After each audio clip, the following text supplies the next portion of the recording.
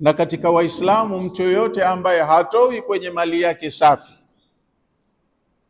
anahangaika pengine kwa njia za halali, anafanya biashara au mfanya kazi, ana mshahara mkubwa,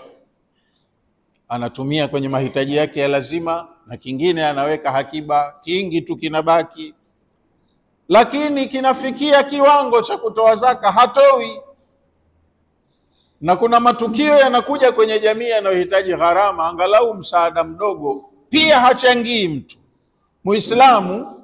lakini bakhili kwenye mali yake, hata kwenye njia za kheri za kupatia thawabu haitumii.